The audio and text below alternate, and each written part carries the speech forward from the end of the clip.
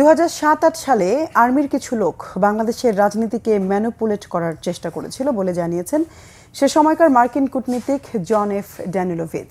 সে সময় সংস্কার না করে কোনো রকম সমঝোতা করে নির্বাচনের উপর গুরুত্ব দেওয়া সংক্রান্ত মার্কিন নীতি ভুল ছিল বলে মনে করেন তিনি। বলেন, বাংলাদেশ সংক্রান্ত ভারতের নীতি সঠিক না। রিপোর্ট করছেন Imrul Kayes.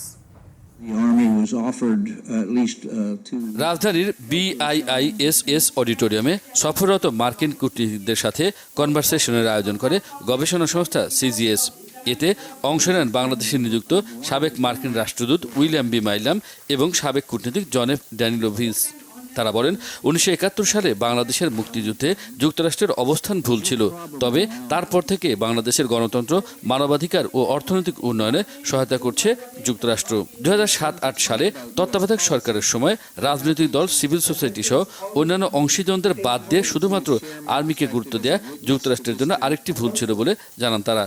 There have been many positive contributions that the Bangladesh Army has made. জাতি গঠনে আর্মির অনেক ভালো অবদান আছে, তবে রাজনীতিতে আর্মির প্রভাব সবসময় ভালো ছিল না। আর্মির কিছু লোক 2007-08 সালের তত্ত্বাবধায়ক সরকার সময় রাজনৈতিক সিস্টেমকে ম্যানিপুলেট করার চেষ্টা করেছিল। আর্মির ওপর বেশি গুরুত্ব দেওয়া সংক্রান্ত যুক্তরাষ্ট্র সহ অন্যদের পলিসি তখন ভুল ছিল। সিভিল সোসাইটি, রাজনৈতিক দল সহ অন্য স্টেক হোল্ডারদের উপর গুরুত্ব দেওয়া দরকার ছিল। তখন সংস্কার ছাড়াই কোনো রকম একটা সমঝোতা হয়ে নির্বাচন হয়েছিল। সে সময় সংস্কার হলে এখন এটি নিয়ে কথা হতো না। এজন্য আমরা অন্তর্বর্তী সরকারের সংস্কার প্রক্রিয়াকে সমর্থন করি। আওয়ামী লীগ নির্বাচনে অংশ নেবে কিনা তা বাংলাদেশের মানুষ ঠিক করবে। গণতন্ত্রে সবসময় ক্ষমতা জনগণ থেকে আসে। বাংলাদেশের জনগণ গণতন্ত্র চায়। এখন বাংলাদেশে একটা সঠিক অবস্থা বিরাজ করছে। গণতান্ত্রিক উন্নয়নে ত্রুটিগুলো খুঁজে বের করতে হবে, সেটা সংশোধন করতে হবে। ভারত থেকে বাংলাদেশের বিরুদ্ধে ভুল ও ভুয়া তথ্য ছড়ানো হচ্ছে জানিয়ে এর বিরুদ্ধে সংগঠিত হওয়ার পরামর্শ দেন তারা। ভারত থেকে বাংলাদেশ সম্পর্কে ভুয়া ও অপতথ্য ছড়ানো হচ্ছে। ভুয়া তথ্যের বিরুদ্ধে বাংলাদেশকে সংগঠিত হতে হবে, কাউন্টার দিতে হবে।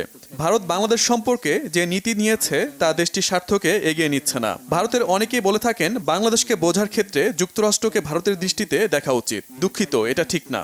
প্রশ্ন হলো, ভারতের ইস্টাবলিশমেন্ট কি সত্যি বাংলাদেশকে বোঝে? ভারতের জন্য আমার পরামর্শ হলো, আগে বাংলাদেশকে ভালো করে বোঝা। বর্তমান ট্রাম্প প্রশাসন মার্কিন অর্থ সহায়তা সহ কিছু নীতিতে পরিবর্তন এনেছে জানিয়ে কূটনীতিকরা বলেন, তবে গণতন্ত্র, মানবাধিকার ও মুক্ত বাংলাদেশকে সবসময় যুক্তরাষ্ট্র সমর্থন দিয়ে যাবে।